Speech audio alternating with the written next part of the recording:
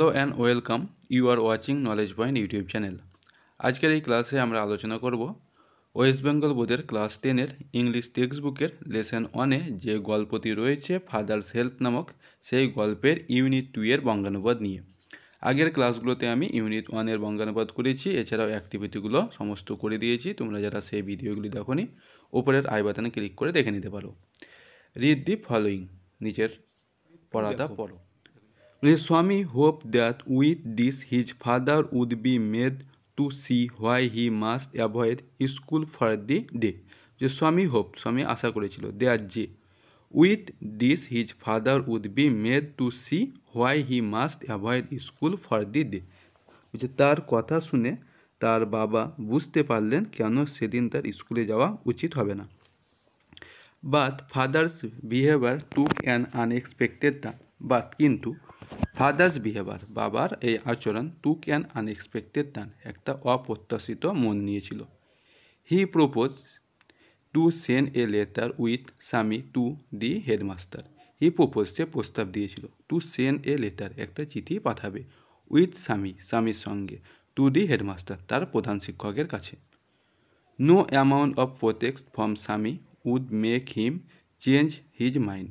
No amount of protect মানে কোনো বাধাই ফ্রম স্বামীর কোনো বাধাই would make him change his mind তার মনোভাবের কোনো পরিবর্তন ঘটাতে পারেনি। By the time Swami was ready to leave for school father had compose a long letter to the headmaster. By the time Swami was ready যেই সময়ে স্বামী প্রস্তুত হলো টু লিভ ফর স্কুলে যাওয়ার জন্য। ফাদার হ্যাড কম্পোজ বাবা লিখেছিল, কী লিখেছিল? এ লং লেটার একটা খুব বড় চিঠি টু দি হেডমাস্টার প্রধান শিক্ষকের কাছে। He put it in an envelope and seal ইট।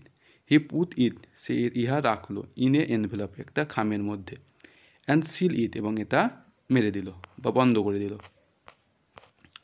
বলেছে what have you written father, Swami asks apprehensively. বলছে হোয়াট হ্যাভ ইউ রিটেন তুমি কি লিখেছো ফাদার বাবা।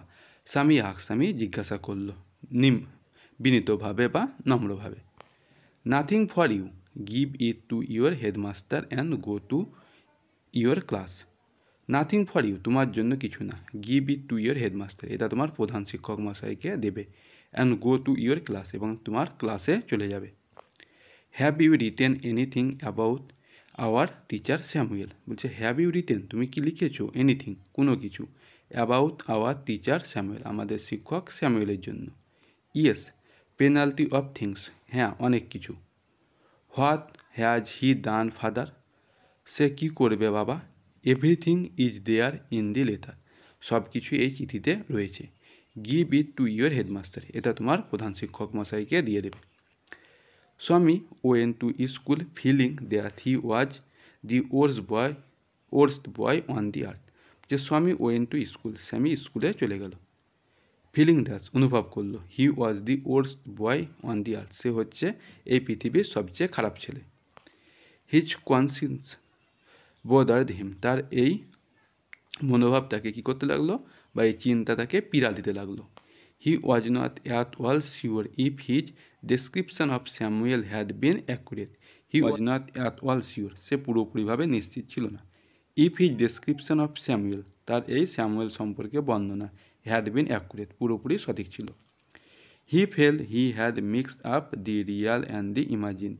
হি ফেল সে অনুভব করলো হি হ্যাড মিক্সড আপ সে মিশিয়ে ফেলেছে দি রিয়াল প্রকৃত অ্যান্ড দি ইমাজিন এবং তার কল্পনা সে তার কল্পনা আর প্রকৃতকে কী করেছে মিশিয়ে ফেলেছে। Swami stop on the road side to make up his mind about Samuel. Swami stop Swami থামলো অন দি রোড সাইড রাস্তার ধারে to make up his mind about Samuel সম্পর্কে তার ধারণা মনে করার জন্য। Samuel was not such a bad man after all. যে Samuel was not such a bad man Samuel মোটেও খারাপ লোক ছিল না। আফটার অল যাই হোক। Personally he was much more friendly than the other teacher. Personally মানে ব্যক্তিগতভাবে হি ওয়াজ মাচ মোর ফ্রেন্ডলি সে খুব বেশি আরও বেশি কী ছিল বন্ধুত্বপূর্ণ ছিল দ্যান দি আদার টিচার্স অন্যান্য শিক্ষকদের তুলনায়। স্বামী also fail Samuel had a special regard for him. স্বামী অলসো ফেল স্বামী আরও অনুভব করলো Samuel had a special regard Samuel তাকে কী করতো আরও ভালোবাসতো ফর হিম, তার জন্য একটা আলাদা কি ছিল, ভালোবাসা ছিল। Sammy's head was dizzy with confusion, স্যামির মাথায় কী করতে লাগলো, ঘুরতে লাগলো, উইথ কনফিউশন, এই বিভ্রান্তে। He could not decide if Samuel really deserve the allegation made against him in the letter.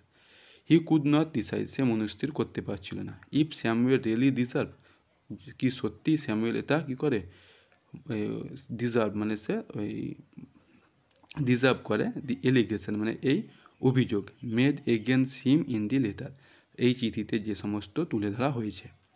The more the thought of Samuel, দি মোর সে আরও ভাবতে লাগলো, দি মোর মানে আরও, হি থট সে ভাবলো, অফ স্যামুয়েল স্যামুয়েল সম্পর্কে, দি মোর স্যামি গ্রিভ ফর হিম, আরও বেশি সে স্বামী কী করতে লাগলো, তার জন্য আরও দুঃখ প্রকাশ করতে লাগলো। To recall Samuel's dark face, সে মনে করতে লাগলো স্যামুয়েলের ওই কালো মুখ, হিজ থিন মোস্টাচ, তার ওই পাতলা গোপ, আনসেভেন চিক, এবং সেভ না করা বা না কামানো চিক মানে দাড়ি না কামানো গাল, অ্যান্ড ইয়েলো কোট, এবং হলুদ রঙের coat, fill Swaminathan with sorrow, fill মানে পরিপূর্ণ করলো স্বামীনাথনকে উইথ সরো, দুঃখের সঙ্গে। তাহলে এই ছিল ফাদার সেলফ নামক গল্পের ইউনিট 3 এর পুরোপুরি বঙ্গানুবাদ। ভিডিওটি কেমন হয়েছে অবশ্যই কমেন্ট করে জানাবে।